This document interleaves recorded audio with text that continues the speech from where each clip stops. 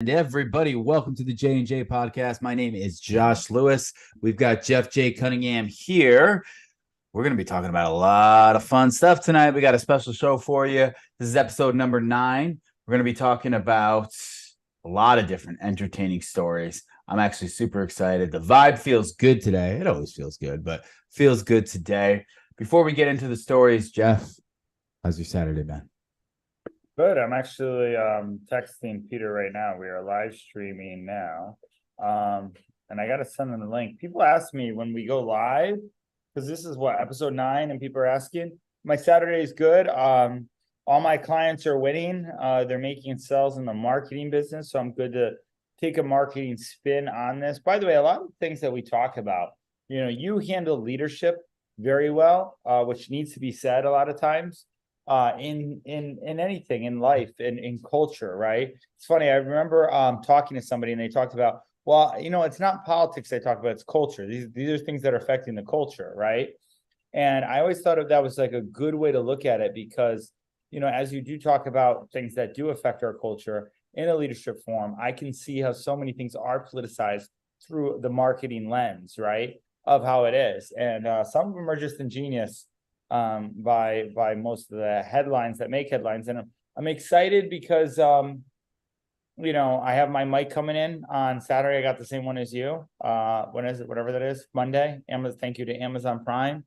Jeff Bezos. I always joke around, I'm better than Bezos. So what are the stories we got today? Yeah. And by the way, guys, we are just starting this. This is episode 9. Jeff and I have done podcasts before, but really this is a formulated podcast when it comes to current events, media, business, politics, things of that nature. Really, we want to push out things that are of a leadership and marketing point because that's our areas that Jeff and I dwell in. So having said that, we're going to get into some stories today. I'm going to go over the stories that we're going to talk about.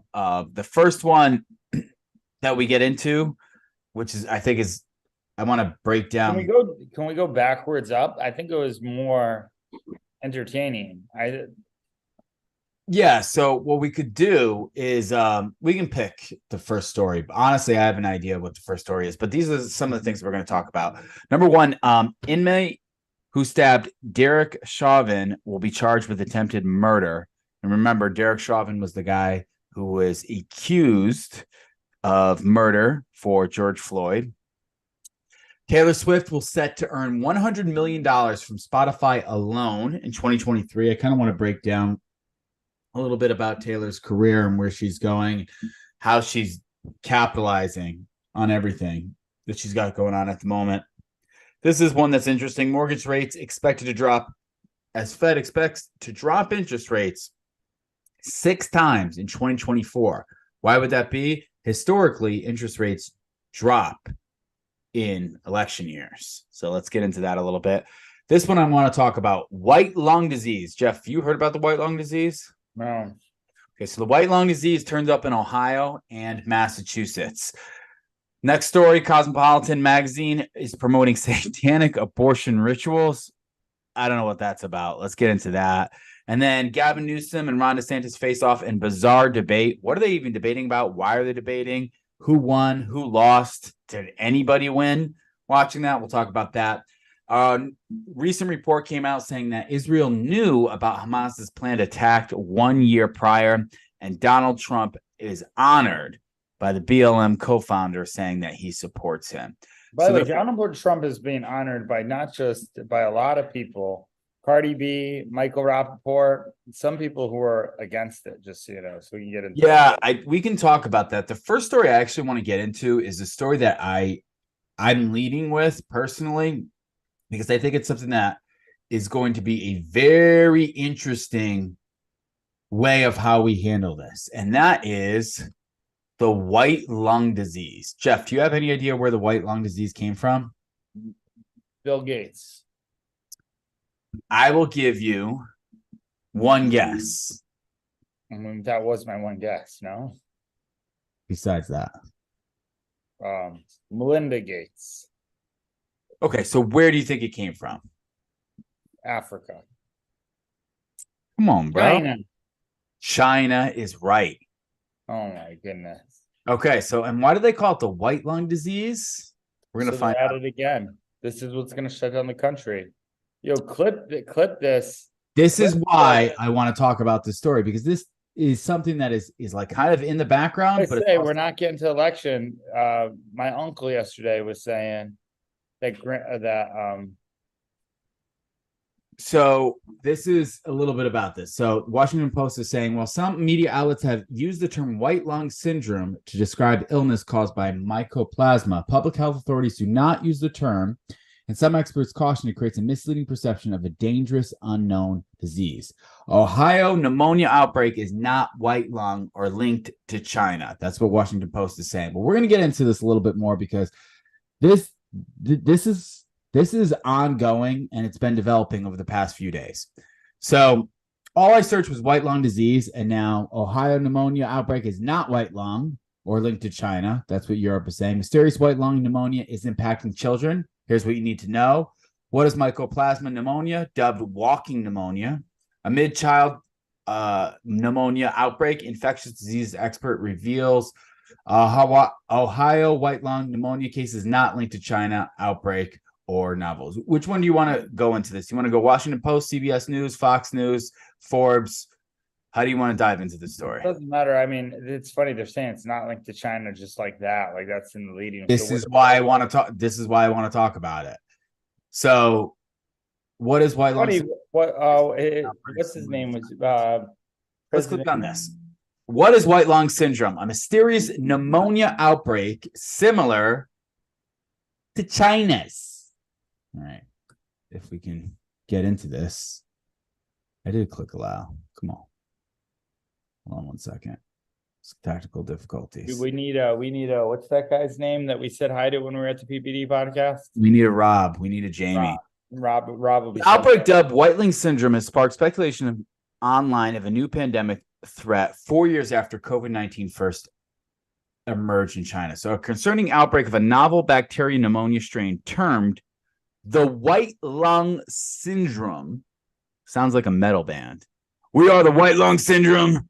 Has gripped many countries around the world. The respiratory illness predominantly affects children between the ages of 3 and 8. While the precise cause of the pneumonia outbreak remains under investigation, experts suspect it may be associated with a newly identified strain of Mycoplasma pneumoniae, a common bacterium responsible for respiratory infections. What is white lung syndrome? So the syndrome originates from distinctive white patches on the chest, X-rays in affected children. Do you remember? I think Mom used to talk about this. If you see white spots on your chest, do you remember? Yeah, I do. And that was when what? That was 30 years ago. And now I think this is the same thing. It's just coming back. I don't know. I'm not a doctor. So the term includes various respiratory illnesses like acute respiratory distress syndrome, a pulmonary alveolar mycolithiasis, and basically related conditions. So basically, what are the symptoms? White lung syndrome symptoms differ based on the cause, but common signs include shortness of breath, coughing, chest pain, fever, and fatigue. It sounds like COVID again. They just gave it a different name. Exactly. That's why I want to talk about this. Underlying cause, the exact cause of white lung syndrome is still being investigated. We don't know, but it is believed to be caused by a combination of bacterial, viral, and environmental factors. Viruses such as influenza or COVID-19 can cause white lung syndrome by damaging the lungs' air sacs. What is the treatment? Treating white lung syndrome varies based on its cause, with options such as antibiotics, antivirals, oxygen therapy, mechanical ventilation, and basically steroids. Soon, Pfizer and Moderna will be cashing in on the white lung syndrome and create a vaccine, and we will shut down the whole entire earth again. No, it doesn't say that. So as we're going over this, Jeff, A, have you heard of the white lung syndrome? And B, what are your thoughts about this? First time I heard about it, listen, I said it before on the J&J podcast episode 2. We will not get to the 2024 election. That is my prediction. And this seems like this is how. So I mean, that's very easy for me to predict. I hope we do, and I hope we get a fair election at that. With that said, we're on the brink of World War III. Trump is still leading the polls. We need insert white lung syndrome. Yeah, I mean, listen, I get it. I just don't know. Would they be willing to, fool me once, shame on me, fool me twice, shame on, fool me once, Well, here's the thing. Can you look up Bill Gates? And I know this is kind of off, but calls for pandemic in 2025.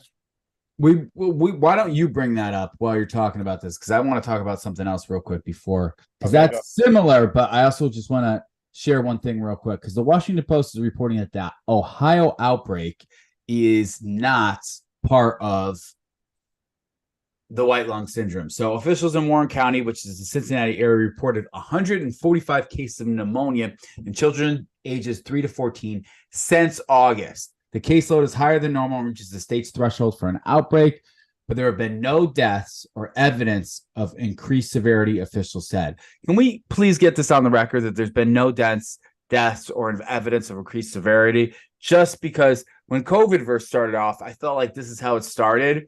Like, it's not that big of a deal, but then it became a big deal. The CDC has been in touch with Ohio officials and also monitoring the increases in respiratory illness among children, including potential elevated rates of pediatric pneumonia in parts of the United States. Listen, this is something that I'm almost concerned about because, hey, I got a son. He's 1 year old. More children are going to the ER with respiratory viruses. So from October all the way to the end of November, we went from a little bit above 15,000, 17,000, and now we're at 42,000. So the 2023 data covers a subset of emergency departments tracked by the National Syndrome Surveillance Program. It does not include pneumonia cases, which can be caused by multiple pathogens. Children are defined as those of under the age of 18. So right now, it just seems to be, hey, this is basically another flu, but it's affecting children from ages 3 to 10. So I don't know much about this. I don't think it's going to be propagandized as much as COVID was, but I think it was interesting to touch on this just in case, like, we could be the first ones talking about this. Because I think people are kind of touching on it, but they're not paying attention to it. You found what Bill Gates is saying? There's going to be another. This is a New listen. York. Here's the thing. There is. Listen, the Black Plague, right? We've talked about the Black Plague before. I don't know if we've talked about the Black Plague on this show, but Black Plague was horrible. It was back in the 1200s. It killed nearly, I think, 18 million people. I forget the exact. I'm looking it up on my phone. But the Black Plague, now it's the white lung, but the Black Plague was something that we had to worry about. Well, we didn't have to worry about it, but as a society back then, we had to worry about it. So it's called the Black Plague, otherwise known as the Black Death, the pestilence, the Great Mortality, was a bubonic plague pandemic occurring in Western Eurasia and North Africa from 1346 to 1353. It is the most fatal pandemic. Let me share your screen. It takes away from me. This is the most fatal pandemic ever recorded. So that is, I think that's what everybody feared COVID to be, but I don't know. Let's see what our boy Bill Gates said. There's a bunch of articles as well that says, so back in 2023, which we're still in 23, Bill Gates predicts what the next pandemic will be. The American business magnitude and philanthropist Bill Gates has predicted that the next global threat to humanity will be bioterrorism. According to the Department of Justice, they are considered weapons of mass destruction. 20 years later, they're coming back. Include any weapon involving a disease organism. However, the agent does not have to be a biological agent. Only an agent capable of causing biological malfunction, disease, or death in a living organism. Originally, he is assured that this is a real threat and that we are not paying enough attention to, in the same way that climate change is beginning to be considered. The billionaire believes that we must alert this threat to global security. So this wasn't the one I was talking about. Let's see, this is him around here. Thanks, Minister, for Bill Gates' construction need to prepare for future health crisis, including well-trained and equipped. I wonder if I could find a video, because he said it was 2025. Let's see what else we got. Bill Gates predicts traumatic proven humanity. This, and then New York Times did a piece here. Let me just see this here. This is an opinion piece, but opinion Bill Gates how to prepare for the next pandemic. I worry we're all making the same mistakes again. This was March 19th. So imagine there's a small fire in the kitchen, your fire alarm goes off, everyone nearby. This is a great read, right? Isn't it? Warning everyone nearby about the danger. Someone calls 911, you try and put the fire yourself. Maybe you have a fire extinguisher in the sink. Doesn't work. You know how to safely evacuate. By the time you get excited, a fire truck is already pulling up. Firefighters. So he basically says when the World Health Organization first heard COVID, this pandemic just over 3 years ago, it marked failure to prepare for pandemics. I'm optimistic about the network with the WHO and its partners being called the Global Health Emergency Corps. This network is the world's top leading, ready, that government. One of the missions, I'm trying to think, as COVID-19 to be successful, I'm trying to think if there's a time where he said it. Running drills. We can't afford to get caught like that again. The world must take action now to make sure COVID-19 becomes the last pandemic. This will require two things. First, public health leaders from all countries need to partake. Next pandemic could emerge anywhere. So emergency corps. All right, I thought I read, and maybe I was wrong, but he is predicting something to happen again. He's saying we're not doing enough again, which is the same story. So he could say, I told you so. I'll say that too. We're not doing enough for the next pandemic. Yeah, I mean, I honestly don't. At this point, I don't even know if I trust Bill Gates and what he's trying to Dude, plan. I don't think anybody trusts Bill Gates. I don't think anybody trusts the government. I don't think anybody trusts. There's a lot of less trust going. Who do you trust now? You know, It's crazy. Speaking of who do you not trust, I want to get into the next story. So, next story that I want to briefly cover. I don't want to go too deep into this, but I think it's worth talking about. So, inmate who stabbed Derek Chauvin 22 times is charged with attempted murder, prosecutors say. So let's unpack this. So Derek Chauvin was stabbed in prison 22 times by a former gang leader, and one time, this is crazy, FBI informant who told investigators he targeted the ex-Minneapolis police officer because of his notoriety for killing George Floyd, federal prosecutors said Friday. John Tursarak was charged with attempted murder after a week after the November 24th attack at the Federal Correctional Institute in Tucson, Arizona. He told correctional officers he would have killed Chauvin had they not responded so quickly, prosecutors said. Tursarak, who's serving a 30-year sentence for crimes committed while a member of the Mexican mafia prison gang, told investigators he thought about attacking Chauvin for a month because he is a high-profile inmate, but denied wanting to kill him, prosecutors said. He's accused of attacking Chauvin with an improvised knife in the prison law library around 12:30 on Black Friday, the day after Thanksgiving. Correctional officers used pepper spray to subdue Tursarak. Prosecutors said the Bureau of Prisons said employees performed life-saving measures. Chauvin was taken to the hospital for treatment. Let's see. A lawyer. I want to see if we have. Okay. Chauvin was sent to FCI Tucson for maximum security Minnesota State Prison in August 2022. Simultaneously served a 21-year federal sentence for violating Floyd's civil rights and a 22-and-a-half-year sentence for second-degree murder. Chauvin's lawyer at the time had advocated for keeping out of general population away from other inmates, anticipating he would be a target.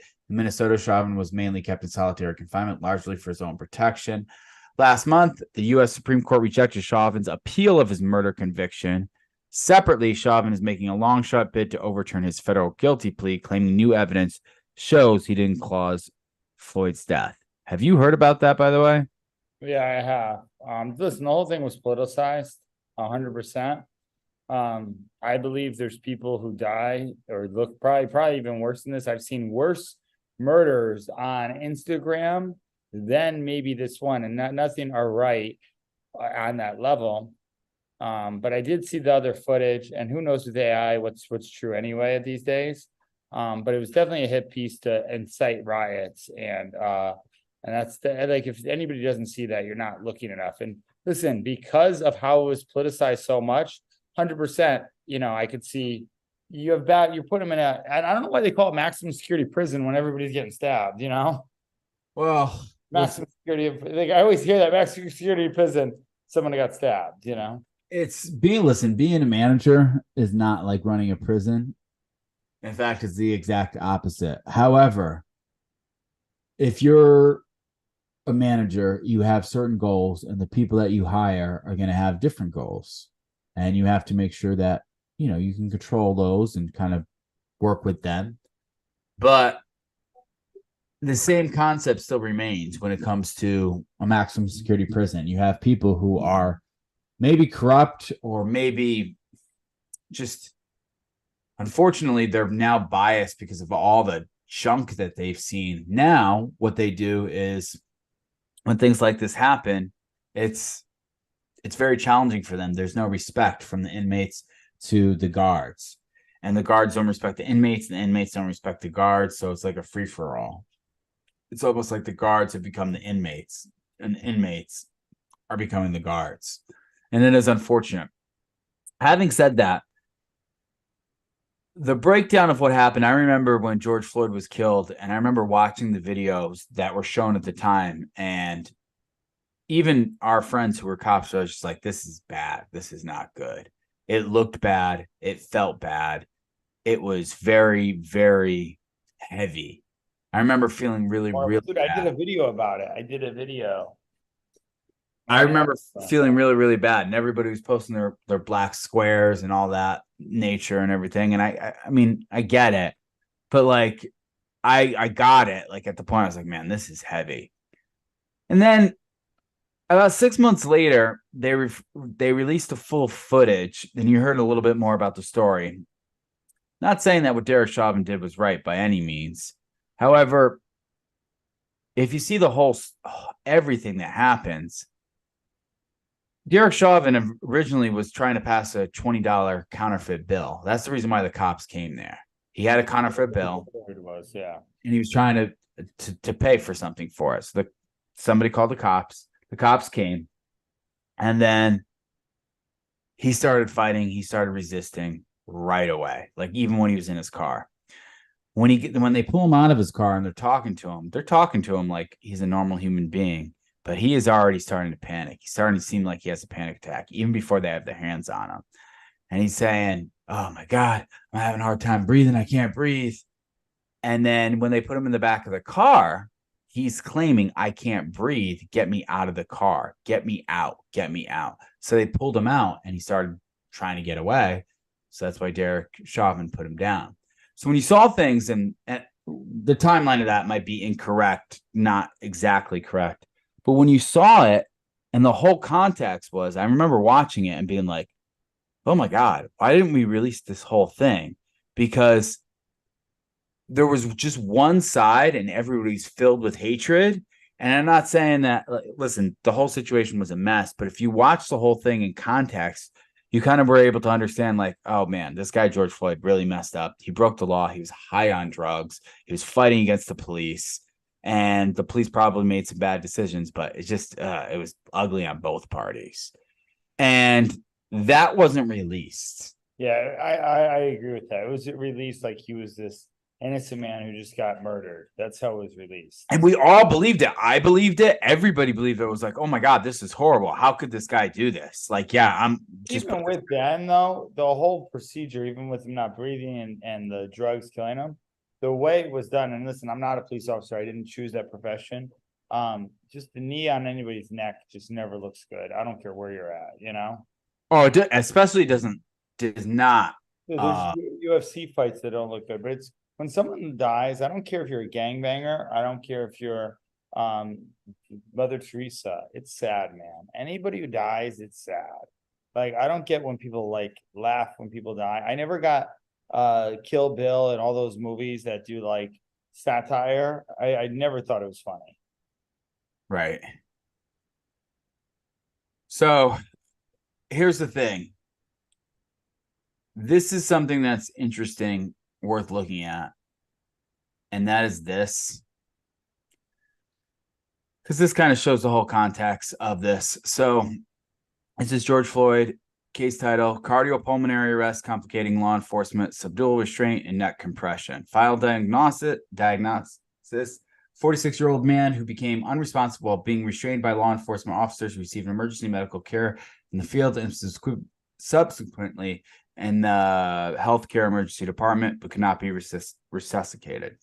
Blunt force injuries.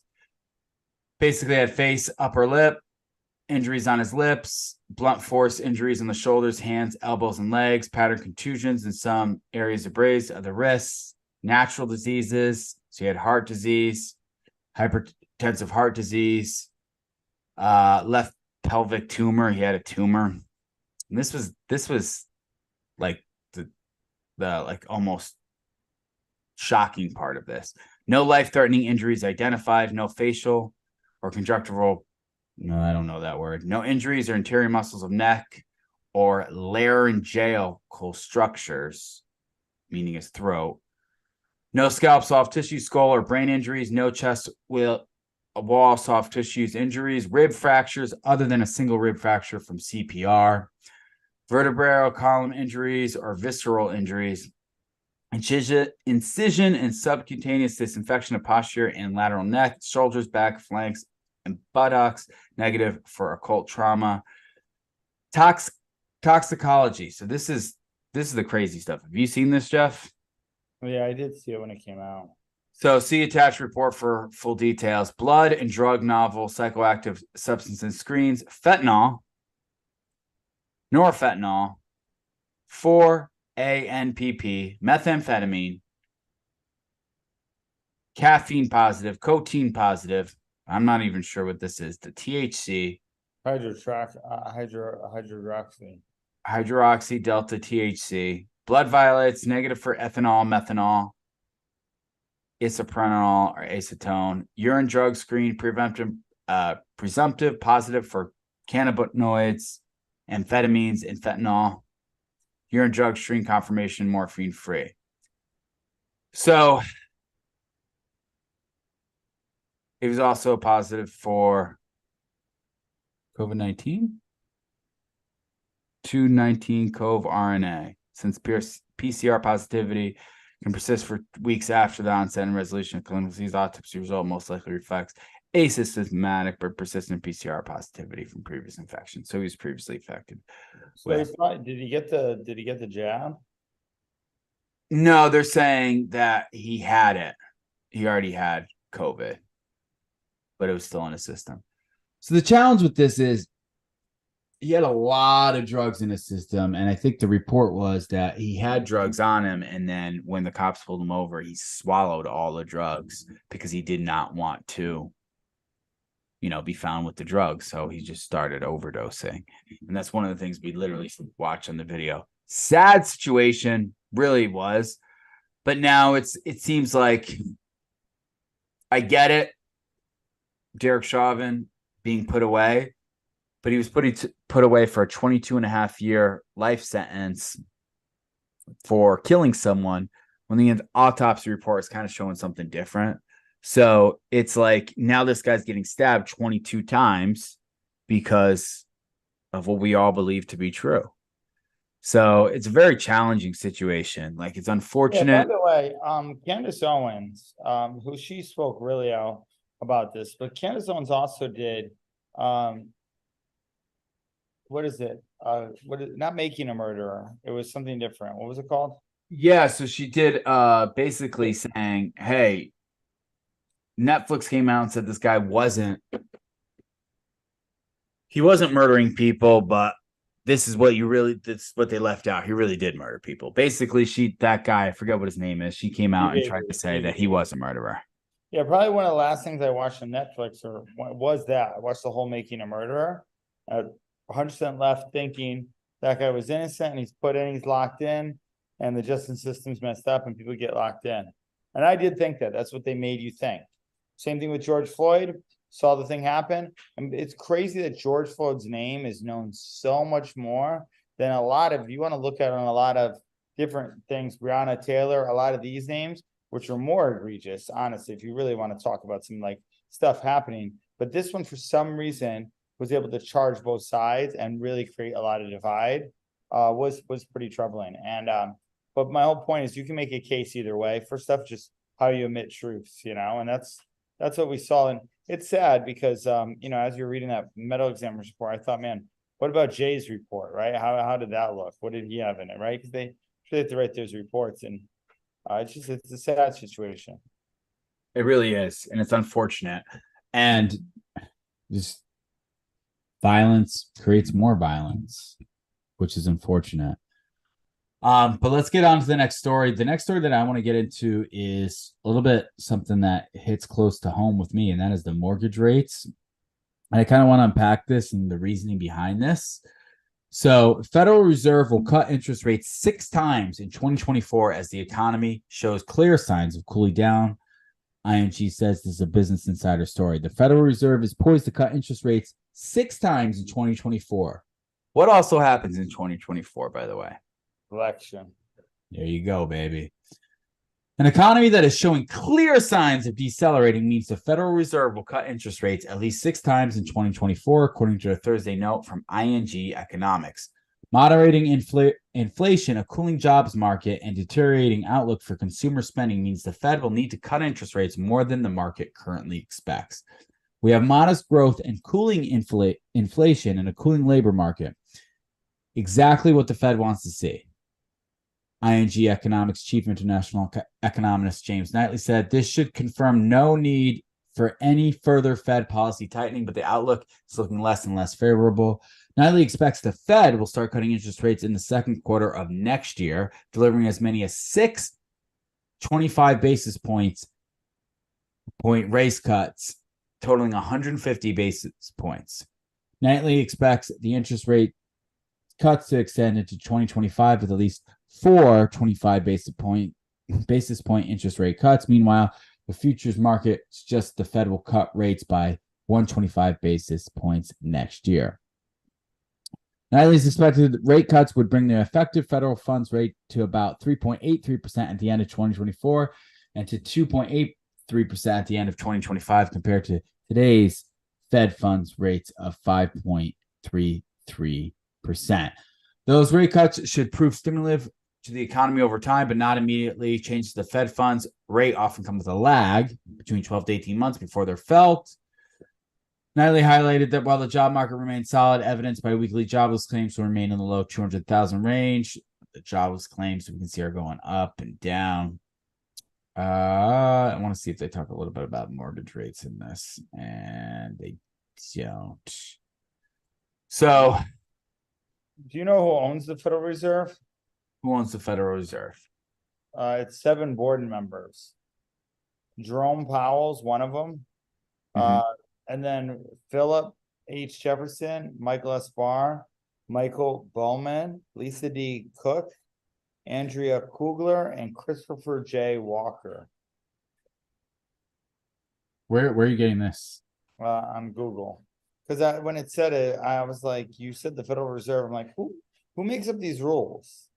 So I see it's saying the Federal Reserve system is not owned by anyone. The Federal Reserve was created in 1913 by the Federal Reserve Act to serve as the nation's central bank. The Board of Governors in Washington, D.C. is an agency of the federal government and reports to and is directly accountable to the Congress. So I guess controlling the Federal Reserve. So I think what has happened is, let's see, can we see? I want to look into this, but what are your thoughts about them lowering interest rates? Yeah, dude, I don't know. I just think I don't know who Jerome Powell is. I don't know who any of those people are.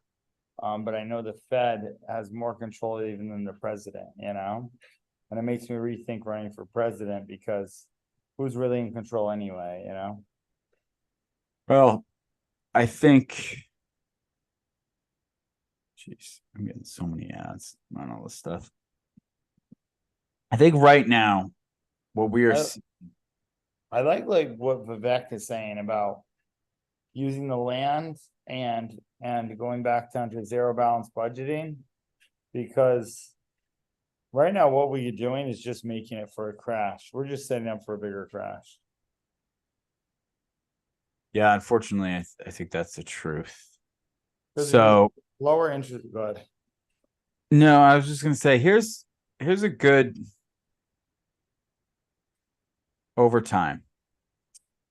So back in 1980 is when they were at 11%, and they went all the way up and then coming down, going all the way up, coming down. This is when they were at 18, 19%, dropped down to 8% by 1985, 12%, then going up and down, up and down. You see, I was like, they were all the way up. They were up so high in the 80s. It came all the way down right here. They were at 4%, almost close to 4% in 2000. Went up to 6%, dropped all the way down to below almost 2%. Came back up, went back down. This is where we had like the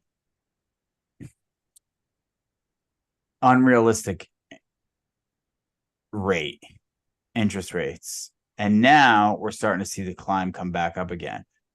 This is what I find the most interesting thing about this chart. See how this is like almost at zero? Yeah, When in the last 30 years has it been like that? never. What is that going to do to us? I mean, Like, that's scary. Look at this from 2010 all the way to 2017. It's just nothing right here. Right. And now we're slowly starting to climb back up. And it's getting scary. I think right now at this point, I think we're paying for the mistakes of what wasn't real. Like, those weren't real federal rates. And whatever was happening behind the closed doors of them controlling that, now we're going to be paying the effects. And it's unfortunate because now everything up, the cost of goods and everything is now increased right after a pandemic. So with the interest rates increasing everything, now everything is increased. And now it's more expensive to live in my lifetime than I've ever seen it. And now I get that that happens all the time. You know? right. It's a natural process. But I also do remember times where I'm like, okay, like, well, when Trump was president, like, I remember, hey, things were like cooling off, things were cheap. There was a point when Trump got elected, I was even worried. Like, the media did a good job of thinking, man, he might bomb somebody. He might, he's a little temperament. I 100% did see that. And I was like, well, whatever. It is what it is, right? And I remember there was one time, I don't know if it was gas low or whatever it was, and it just felt like the economy was good. Very similar to Bill Clinton-esque in that point of where people were like, it was really good. And I was just like, this is actually going way better than everybody thinks. Like, he's going to win again. Like, there's no way he loses. And everybody was saying that. And then here comes China. Here comes China. What story do you want to do next? Do you want to do Cosmopolitan magazine? Oh, that one's, I'm still, the stories take a lot out of me sometimes, I feel, and we can do that one. I want to do Gavin Newsom and, you want to pull that one up while I pull this one out? Sure. Until we get our own Jamie. So Gavin Newsom and, which, by the way, Gavin Newsom reminds me of Matthew McConaughey. I guess I can see that. I alone on that. Even the way he talks, he kind of looks that way. He has like, and he was versus what's his name? DeSantis. By the way, DeSantis, man, should have never ran. What makes you say that? He's just. So what's the reasoning that this is the story we're going to do now? What's the reasoning that Gavin Newsom and Ron DeSantis are debating? Because they both believe they're going to be president. This is it. They both believe that Trump will get indicted and Biden will do it. And there's nobody else besides Biden. And DeSantis is number 2 to Trump. But here's the thing. Right now, both parties have not said anything regarding this, right? They're saying Democratic Party is saying Biden's our guy 100%. Even Newsom in this debate says Biden is the guy. I'm fully backing him. Never turns his back on the Democratic Party, never turns his back on Biden. And DeSantis is, I mean, he's in what, second or third place right now? He's in second, the Trump. All right, let's break down this. I didn't even watch any of the highlights. I watched some clips of it. Governor Newsom addressing the question, why debate Governor DeSantis, a presidential candidate, when Newsom isn't even in the race? I'm here to tell the truth about the Biden-Harris record. The governors agreed to a primetime Sure, wanna do that? showdown after an ongoing public feud. Newsom highlighting former President Trump's huge lead in the Republican primary. How's that going for you, Ron? You're down 41 He's bragging about Trump. points in your own home state. This is a slick, slippery politician whose state is failing. DeSantis took aim at Newsom's record California is failing. I can't believe this guy's even. in California on everything from crime and homelessness to the high cost of living, pointing out Newsom's You know, I got offered to live out there for 6 months paid and everything. And I was literally, if they offered me this in Miami, I probably would have took it. I did not want to stay in because literally this scene right here is what I saw when I was in California. living, pointing out Newsom's own father-in-law moved away. I was talking to a fella who had made the move from California to Florida, and he was telling me that Florida is much better governed, safer, better budget, lower taxes, all this stuff. And he's really happy with the quality of life. And then he paused and he said, and oh, by the way, I'm Gavin Newsom's father-in-law. Newsom Is this supposed to be a joke? I don't know, but that's pretty crazy to say. Yeah. By the way, that's attacked DeSantis for his views on LGBTQ issues and for flying one thing I will say, DeSantis, he brought out the little children's book. Did you see that? migrants to Martha's Vineyard. I met with those migrants that you lied to under false pretense. That kind of gamesmanship, using human beings as pawns, I think is disqualifying. The issue of abortion offered another sharp contrast. So extreme is your ban that criminalizes women and criminalizes doctor that even Donald Trump said it was too extreme. I think we're better off when everybody counts, when everybody has an opportunity to do well. And that bill attaches when there's a detectable heartbeat for the child. In the end, Newsom offered this assessment. There are profound differences tonight, and I look forward to engaging. But there's one thing in closing that we have in common is neither of us will be the nominee for our party in 2024. Well, so he's taking a shot at him. All right. Hey, girl. So I mean, I don't know if we need to really read any about this too. I don't know how many times I can say just making stuff about a shadow campaign. He said, I appreciate the respect and the work the president is doing. What man? Vice President, it's the Biden-Harris campaign and team. So yeah, listen, this guy's an egomaniac. Newsom's state, I understand why DeSantis took it. His state is winning, everybody's coming here. California's not. Just stats alone, data, 100% makes Ron DeSantis easy on it. I will say charisma, if you say whatever you are about him being a whatever type of governor he does have charisma. He speaks more. He looks like your typical slick politician guy. He does, you know? It would behoove the Democrats to run him. He's way more charismatic. He's way more competent than But I Biden. just don't know how he wins with that record, but I guess he does, man. Maybe he's the anti. Okay, so how does Biden win? Dude, how does Biden win? How does he? Let's say you and I are Team Biden. You and I are on Biden's team. How do we figure out a plan to get Biden elected? Okay, so Jeff, you are on Biden's team. You're Biden vice president of marketing, and I'm vice president of I don't know, PR. How do we help Biden get elected? Dude, I don't want to help that. I get it. I'm with you. I'm just saying, how? How does he get elected? Like, just taking a step back, politics aside, how do you get him elected? So see, I won't even take a client like that, but let's say Biden comes to me, I'm on his marketing team. You show off. I mean, you just show off that I mean, it's tough, man. You got to show, like, it's weird. Biden does have a way about him. He is the Democratic version of Trump, unhinged, old, from the whole thing. You have to show him. Dude, I don't even know, dude. I don't even know how he says in there, but you'd have to show. There's parts of him where he's kind of funny, and you'd have to do that stuff. There are parts where he almost has that Trump funniness to him, and I think it's more senile where Trump's more. You heard what's his name? Say it. It was Bill Maher, I think, said it to Joe Rogan that, or it was, I think it was him. He was just like, "No, I'm with you. Trump is." He even said it. Trump is more about his wits than Biden. Even with Biden, because he's fallen down so much, because he's just doesn't feel like physically. Just forget about him being a racist. Forget about him sniffing kids. Forget about all the really bad stuff that just makes me just think he's just a weird guy. And you say, okay, let's try and brand him. Hide all this stuff under like we did. Forget about Hunter Biden and his whole son and everything, and his brother, who apparently I hung out with a girl here who knows his brother, who's a nightmare too.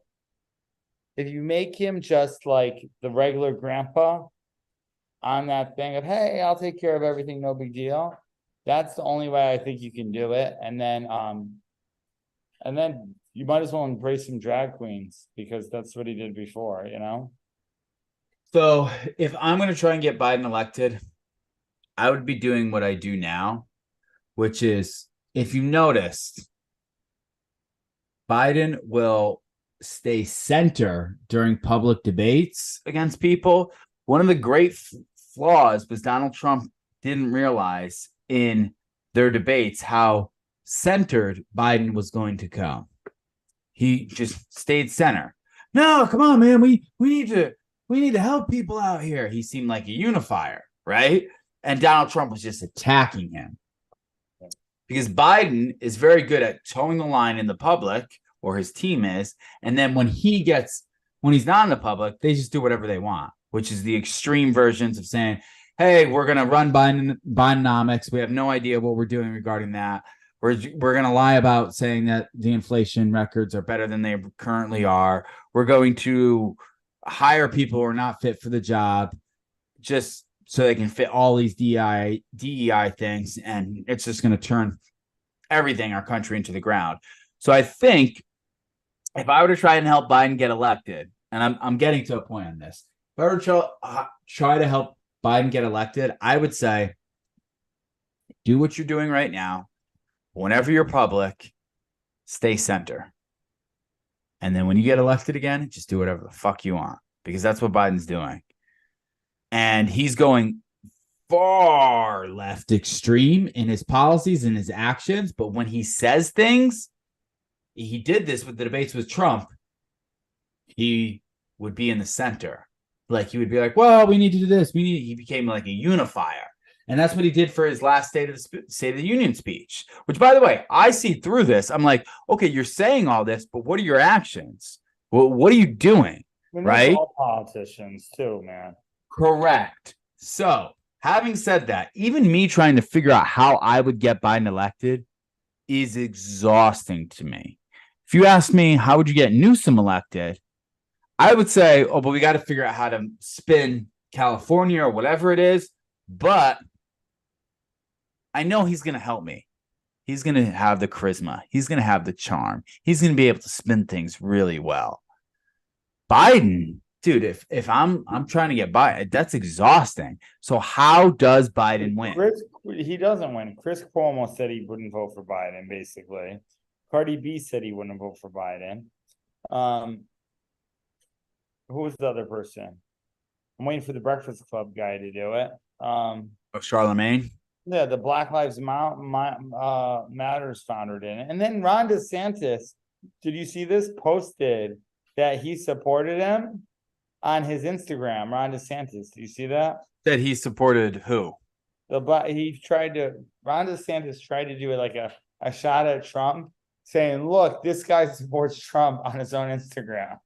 Which, I don't know what DeSantis is doing with his marketing. You want me to show it to you? Yeah, show it to me.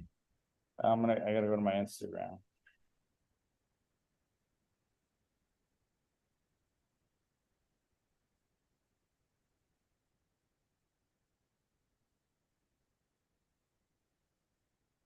Funny, Ron DeSantis, who policy wise, whatever, like he needs help with marketing. I actually, oh, okay, so this is him. I'm in Florida, and I love Florida, so I think he does. Look, he posted some clips. He got some views. But look, did he take it down? No, it's right here. Look, see. So is this the article you want to go over or no? It's gonna be, so we'll get into it after. Spoke with Mark Fisher yesterday. Great guy. Very honored to have his and BLM support. I have done more for Black people than any other president. Lincoln? Including 10-year funding for historically Black colleges and universities where they had none, opportunity zones, criminal justice, and reform, and much more. Thank you to Mark. So Ron DeSantis on the same thing says, BLM praising Donald Trump and Trump celebrating it. Makes perfect sense. When BLM was burning down our city, so he goes, takes the thing. We did it differently in Florida. I didn't just tweet, I took action. I called the National Guard. We were on village cities burn. What did Jeff the Entrepreneur say? What do you mean? Oh, did I say something? I said, this proves the whole world is trending towards Trump. Cardi B, I am Cardi B, Michael Rappaport. They weren't just talking about on the PBS was Chris Cuomo.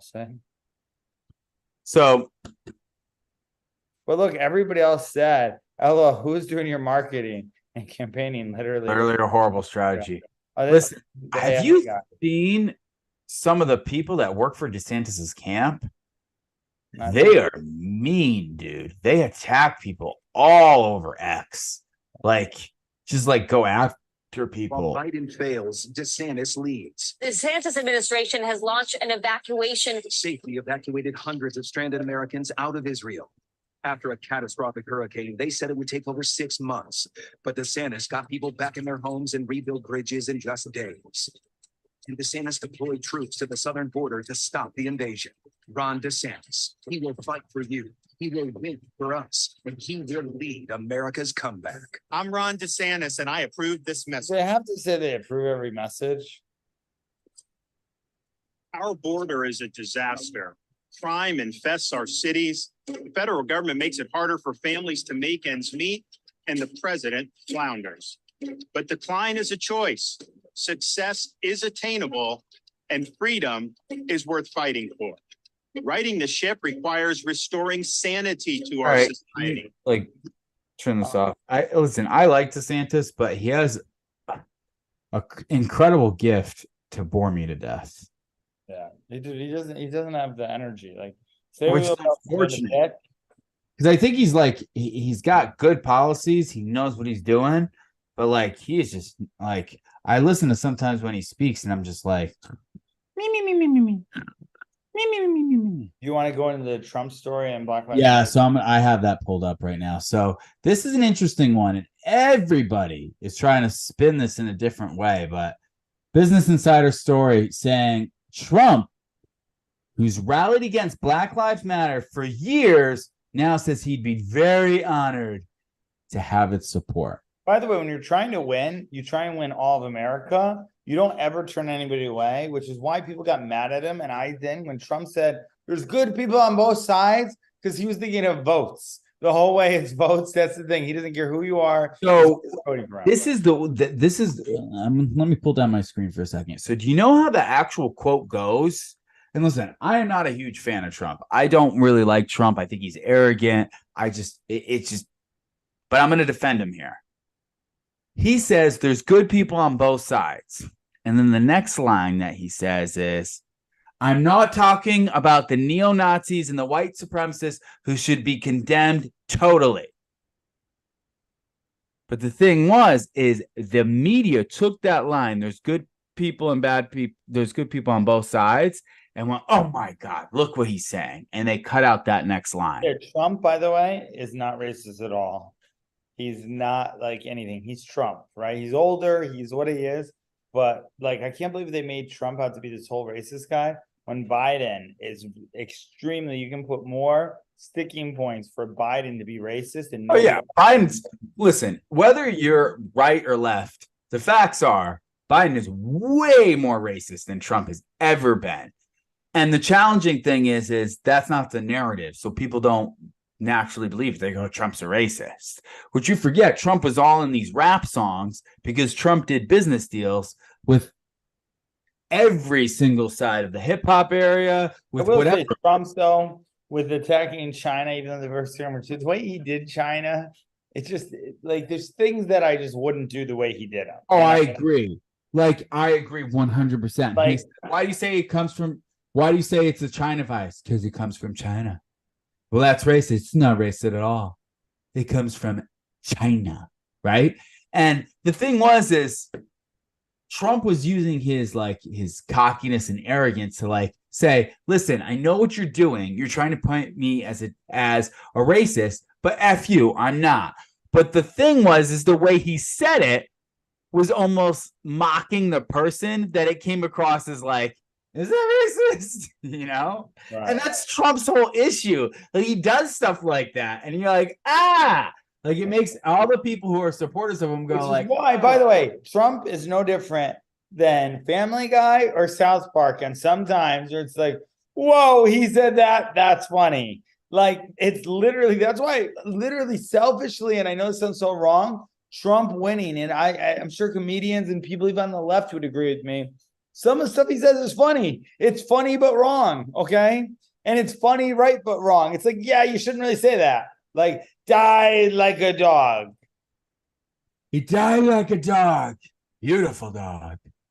They didn't knock on the door. They just came in. I thought you would knock on the door, but no, they just sit right in. Anyway, let's get back into the story, because I think this is a weird shifting of the tides, the changing of the guards. So former President Donald Trump, this is an insider story, Business Insider, on Wednesday welcomed the idea that he'd be supported by the Black Lives Matter movement, a group that he's treated as a public enemy for years. This just goes to show you, by the way, Trump is like easily flattered. All you have to do is say, hey, I like you, Trump, because, well, we'll get into it. But he was responding to an interview that Maryland activist Mark Fisher gave to Fox and Friends on Tuesday, during which Fisher expressed support for Trump and condemned the Democrat Party. So Fisher came out and was like, listen, I support Trump and the Democrats are nuts. Fisher was introduced by Fox as a co-founder of the Black Lives Matter Rhode Island. Personally, I love the man. I mean, said Fisher, how could you not like a real man? How could you not relate to someone like that? So this is just music to Trump's ears, right? That is, I am a real man. How could he not relate to me, right? So he supports Trump and Trump supports him. And now there's backlash coming from that. Trump then wrote on True Social, and he had spoken with Fisher, whom he called a great guy. Very honored to have his and BLM support, Trump said, before claiming to have done more for Black people than any other president, Lincoln, an oft-disputed remark that he's regularly made in the last few years.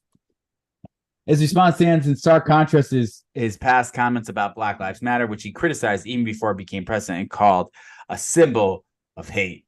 And then the Black Lives Matter's leaders condemned Fisher's remarks that Trump even has support from Black Lives Matter is being disputed by leaders in the movement. Mark Fisher stated that he was one of the co-founders of BLM. Absolutely not. He was a respected advocate for BLM. That's it. And he was paid. And somewhere he got fired and demoted. Fisher is listed as the founder of BLM Incorporated, an organization that exists to assist the Black Lives Matter movement. However, the website also said it's not affiliated with any other Black Lives Matter movement. BLM Inc. did not immediately respond to requests for comments sent outside regular business hours. Man, it's just like everybody's turning on each other right now. They're like, well, he said this and he said that, and you don't believe with this. And it's just one guy. Listen, Black Lives, like, I could have started a Black Lives Matter movement. At the time I could have started a GoFundMe, started something like that's how it was getting so started up, right? So some guy, and by the way, I do believe there are people who tried to start Black Lives Matter for the right reasons. But the whole thing on the head, it was horrible because the main organization took all the money and put it into something like Always. And it's a sad thing, dude. Like, literally, I mean this, and it makes me very mad. A lot of people in Black America, from what it is, from redlining and certain things, from Lyndon Baines Johnson and certain things that are legislatively done, mostly by Democrats, not Republicans, believe it or not, have really just not been in a favorable light. And it's something that will change in time. It has to change in time. It's changing over time. But then it's so easy to rile this as well. And I just think this is a guy who really likes Trump, and he's just saying that. And the fact that he did start a Black Lives Matter thing was probably because he probably wanted to do something right for Black people. And if he has common sense, Mark Fisher, he knew Trump actually did probably more for Black people than most people, you know? Yeah, I think that is probably definitely the case. Let's get to our next story. This one is, I just want to touch on this briefly because this is something that I want to talk about that adds value to my wife and my son are home. Oh, he looks tired. So anyways, let's get into this next story. This is about our girl, Taylor Swift, which, by the way, listen, I don't agree with Taylor Swift on everything that she does, but this girl is the epitome of being an entertainer. She is like the Justin Timberlake and the Michael Jackson of our time. So the pop superstar, she's 33 years old, has been named Spotify's top streamed artist of the 2023 after achieving 26.1 billion global streams since January 1st. And she is also on track to earn over $100 million in royalties on the platform this year. People can confirm. So she's going to make $100 million from Spotify based on her 26.1 billion global streams. The reason why I want to talk about this is because this is something that I think is very important when it comes to adding value to the marketplace. So listen, Taylor Swift is I love metal music. That's all I love. I listen to it. But Taylor Swift has some bangers out there. She does, all the way from the beginning catalog all the way to even to the music that she releases now, which I don't really listen to. But like if a song comes on, I'm like, wow, that's a good song.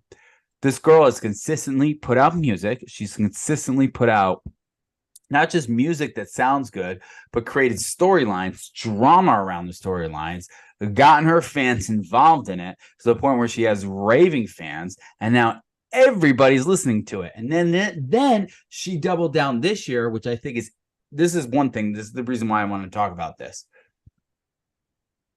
She went viral this year just by starting a concert and having a concert, like a 3-hour-long concert. And people were going to it and just telling everybody, you have to go to this. Word of mouth. So whatever they did, her team and her did and said, all right, we're going to spend 1 hour on this, 2 hours on this, 3 hours in this. And when people come here, not only are they going to say they loved it, but they're going to tell other people about it. Yeah, that's true, because I felt that. I felt people saying you got to go. Everybody was saying it. And listen, I'd rather go to a metal show any day of the week of Taylor Swift.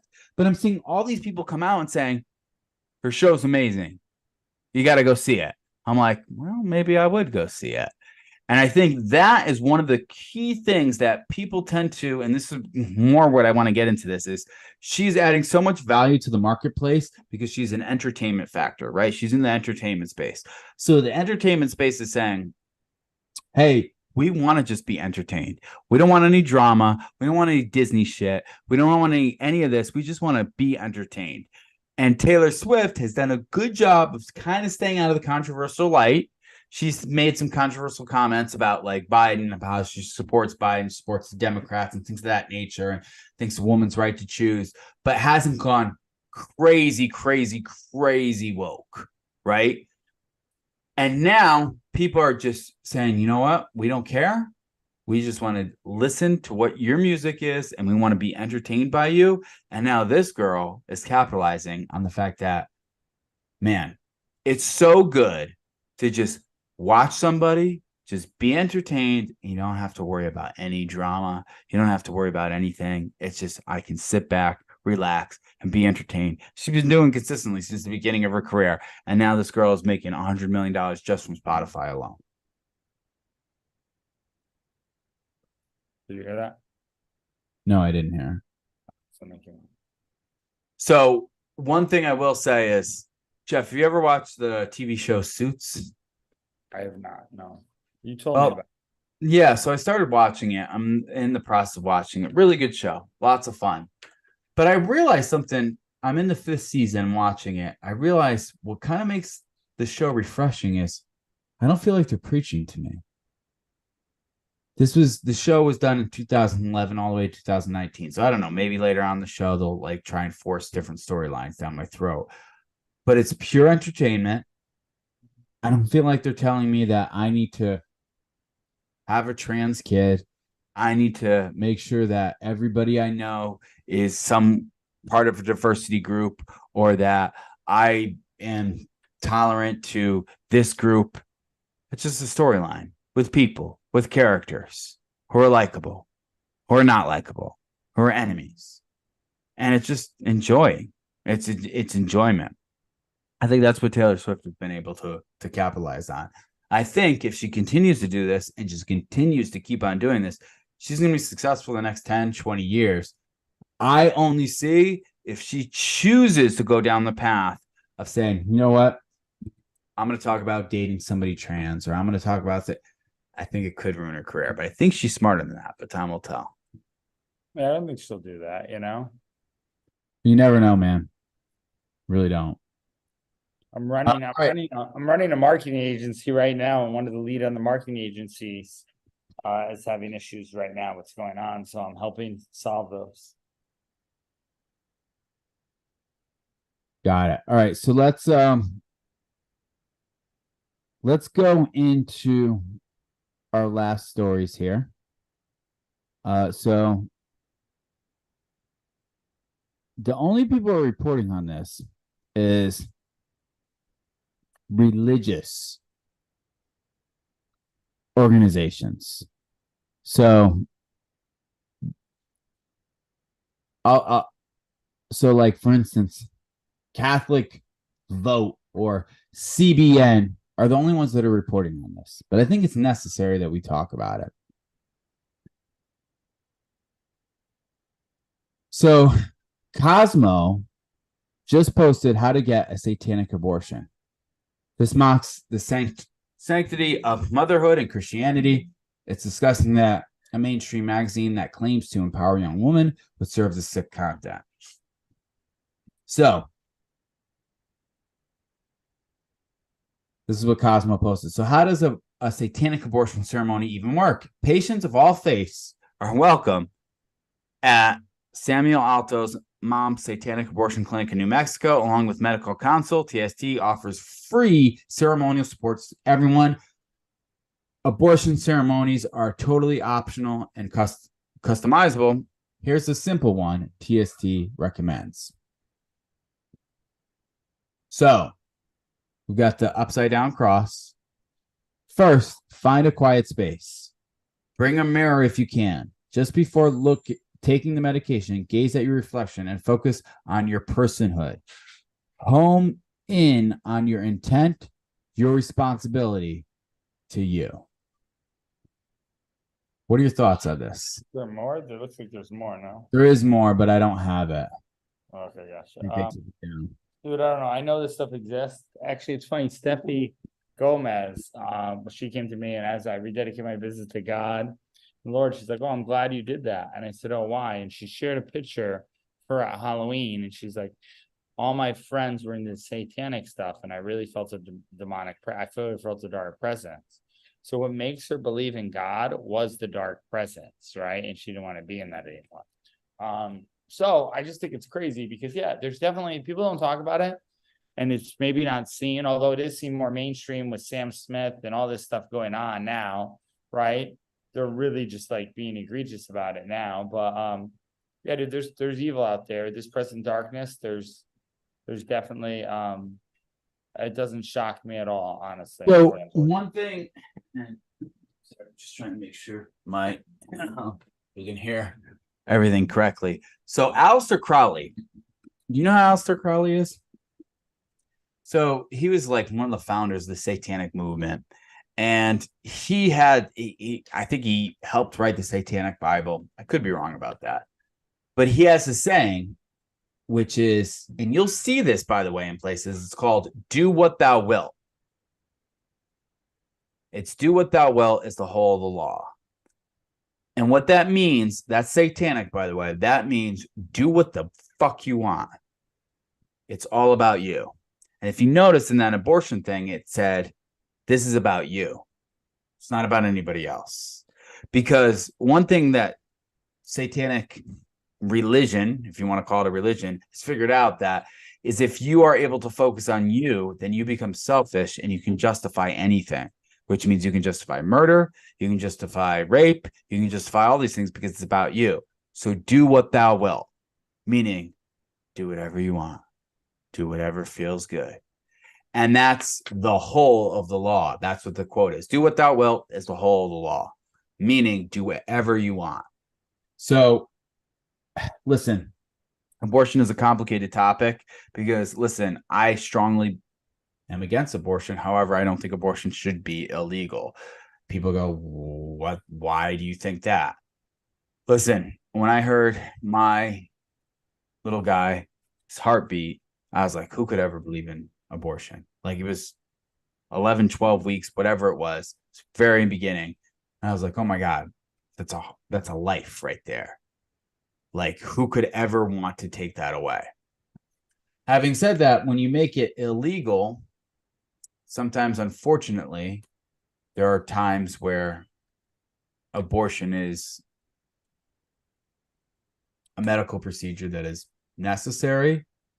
So I don't think it should be illegal, but I think it should be not a choice that people want to rush into. I know that is very extreme beliefs where everybody says, hey, do what thou wilt, right? Which is a satanic belief. Do what's good for you. Don't care about this life. Don't care about this child that you had no cause for, but do whatever you want. And I think that's the antithesis of the abortion movement right now, which is do what thou wilt, do what you want. And I think, the Church of Satan and them promoting it kind of makes sense to me. Yeah, I mean, I said it before, any life that dies, it's very sad at any level. I was just telling you, there was just a thing where Sylvia prayed that the little baby couldn't receive the heart, and the little baby died, and they were praying for the thing, and they needed a heart transplant, right? Yeah. And the baby was just born, was on ventilators. Yeah, dude, it's not good when anything dies. And listen, so bad too, because when you have women stand up for it, and listen, I've had women say to me, how can you even have an opinion? You're not a woman, right? On this is my body, my choice, right? Which is the same thing for COVID. And I understand that very well. I also think it comes from women who, mom had an abortion, right? And you see what happens. And there's so many bad things that happen to people when it happens. It's not a good scenario in any way. I don't think a woman really wants to have abortion. I don't think that's ever the case. If it is, then maybe satanic, it's pretty bad, right? It's evil. Well, I think it's justifiable because if you say to people, do what thou wilt, meaning do whatever you want, and that's the relief, right? That's the whole of the law, meaning that is the belief that they force in on, then people will do anything they can they will justify anything that they do in order to make sure that they do not feel pain. So if there's this, oh man, maybe I shouldn't have done this, they'll justify it any day of the week. Plus, also, it's a belief system. So if you're told, right, if you're built in a household where everybody says, yeah, no, this is normal, this is something that you should do, then any type of doubt is eradicated. You're not going to feel bad. Which is unfortunate, I think, where we're at right now with society. All right, let's get into the last story and wrap this up. As I got my son, I got to put to bed. This story is interesting and it's developing. I don't know if we're going to have much commentary on this, but this is a CNN story. Israel was aware of Hamas's attack plan over a year ago, New York Times reports. So Israeli officials obtained a document describing Hamas's battle plan for its October 7th terror attack more than a year before the militant group carried out the assault. New York Times reported Thursday, citing documents, emails, and interviews. A roughly 40-page document did not give a date for the attack, but outlined point by point the kind of deadly incursion that Hamas carried out in Israeli territory in October, according to the Times, which reviewed the translated document. Israeli military and intelligence officials dismissed the plan, assessing that it would be too difficult for Hamas to carry out. The document, which the Israel authorities codenamed Jericho Wall, detailed an assault that would overwhelm fortifications around the Gaza Strip, take over Israeli cities, and target key military bases. It was followed with precision by Hamas on October 7th, the Times said. On that day, Hamas militants struck across the border from Gaza in a coordinated assault, taking more than 200 hostages and killing around 1,200 people, the largest such attack on Israel since the country's founding in 1948. The attack was widely seen as a major Israeli intelligence failure, with a number of top defense and security officials coming forward in October to take responsibility to some extent for missteps that led to the attacks. Later month, Israeli Prime Minister Benjamin Netanyahu received sharp public criticism after he accused security chiefs in a later deleted social media post of failing to warn him about the impending attack. On the contrary, all the defense officials assessed that Hamas was deterred, Netanyahu wrote at the time. According to the Times, the Jericho Wall document was circulated widely among Israeli military intelligence leaders, but it's unclear whether Netanyahu or other top political leaders saw the document. So basically, in other words, Israel had a heads up that this potentially could happen, but looked at Hamas and said, well, you guys are 10,000 strong. We're how many ever strong we are. This is not realistic. They're not going to do this. So they didn't take much credence to that. This is what this is saying. Yeah, I'll admit, until this, I haven't put much like I knew always Israel and Palestine were always fighting, but I never put much attention onto it. Since then, since everybody's becoming scholars and, jumping to sides and saying stuff, they're talking about, Israel mowing back the lawn and Gaza and just all these different sides from different stuff. And it's all made to divide stuff. And at the end of the day, dude, war is war. It's never good. People die that are innocent. We've had a history of stuff as well that's gone on. And it wouldn't shock me is if in this war was any different than like 9/11, where they knew something was going on and they swept another wrong because there's oil and we come out to oil. We're right in it. But it comes out, it wouldn't shock me if it comes out. We read it before about there might be oil in Gaza and America funds Israel to fund them to go in there, clean and bomb. Like, why are we even bombing that much? We're not even doing it. Israel is, but like we're funding it. Like it's after, and I understand to get out evil. I definitely understand to get that out and eradicate it. I saw there's a picture of Mark Rubio saying, nope, I don't care. You go after Hamas, anything you until each one of them, right? And that's all. I totally get that, right? And now we've totally politicized it where people are standing up for terrorists. It's insane. But what if every politician's told to like go after that realm just so we can bomb this thing, just to get some oil, just to help? Like, who knows? Like this, it's just I've seen this story play off way too many times before, So this reminds me of when I was a manager back in the restaurant. Whenever, and this is not the same thing. This isn't a great example, but it's not a bad one. When I was a manager in a restaurant, I would hear from other people saying, hey, did you hear Jeff? Jeff's about to leave. He says he hates working for Josh and he's about to leave. Did you hear that? And an employee would say this, a line cook would say this. And then basically it would be, hey, they do not like you. They're talking smack. And it wouldn't sit well with me. The first time this happened was when I was first in management and people were like gossiping, to say it. And I let it stew with me for a while, as opposed to actually confronting the issue. So what happened is I would walk around becoming paranoid, look at the person, go, do they not like me? What's going on? As an insecure leader, you're thinking all these things. People don't like me. What's the reason why they don't like me? And then all of a sudden you're trying to like be nice to the person because you want them to like you. And it's like this cluster, what, of just emotions and fear and everything. So I kind of built a little system that whenever it happened, I was going to do really three things. Number one, if there's a threat, meaning if somebody's saying something about somebody else and they're saying this person doesn't like you, all right, what I have to do is I have to investigate that. That's the second step. And how I would investigate that is I would probably go up to the person and say, hey, listen, how have we been treating you?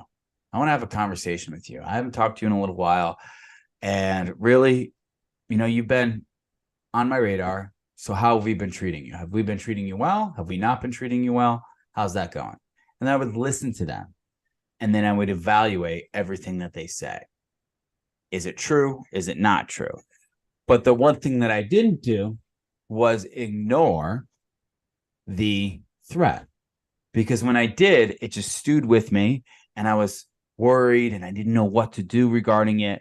So if there's a threat, I evaluate, I investigate it, and then I evaluate it. Is it real? Is it not real? And then I decide what to do with it. I think a lot of times governments, you get a threat, you're going to get always threats.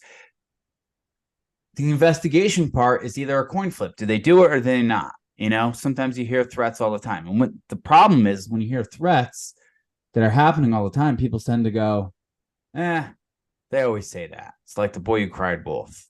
So there's no investigation. Now, I don't know what has happened in this scenario particularly, but as a good example of what to do is if you do have a threat, if you do have something, you need to investigate it right away, to nip it in the bud, to find out if it's right or if it's not. Too many times me as a leader is I would just ignore it because I didn't want to confront the situation because, oh my God, what if the person didn't like me? That's a reflection on me. That means I'm a bad leader. I would feel insecure. So when I did that, I would just pretend it didn't exist, but the problem would get worse. So my fix to this was just get out in front of it. I think governments need to keep on doing this more, and that is get out in front of it. If there's not a hidden agenda, meaning if there's a threat and then a government tends to look the other way on purpose because they gain something from looking the other way. I don't know what the deal is about that. But there were reports of the 9/11 attacks, like, hey, there's threats happening. And we kind of went, that's really not that big of a deal. If there's a threat, whether it's small or it's big, you got to have somebody who's investigating and then evaluating. Is this true or not? So you know what decision to make as opposed to just ignoring it. Because when you ignore it, it's like ignoring a toothache. It's not that bad right now, but it could turn into something worse. And then you got to remove the whole entire tooth.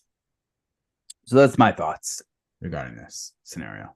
Yeah, I mean, thinking about that, I just think war is messed up. I think 100% I could see that happening. I think in marketing, you can write a piece like this is one thing this is why starting your own press company makes sense, because we have to be at mercy to all these press companies that put out different narratives in marketing. George Floyd, this, etc. Whatever you want to say. This could not even be true, and they just wrote a piece. You know what I mean? This is also true as well, which is to do it. But the one thing I will say is you talking about employing your employees made me think of, because I have a VA agency and I source and hire and say the talent is good for the person and they train with them. I'm often in a place very much like that, where they don't like the new manager, but so I have to come back and coax that and make that relationship work. It's a very interesting dynamic, but using that whole sheet of, hey, what are we doing? And training the person to do that is key, you know? Yeah. What do you like? What do you not like?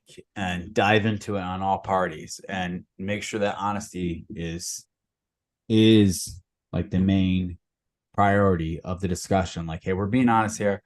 And that's why I always started off with, because I learned when I would talk to team members, I would say, I want to talk about everything that's going on. They go, oh, yeah, I got a ton of shit on you.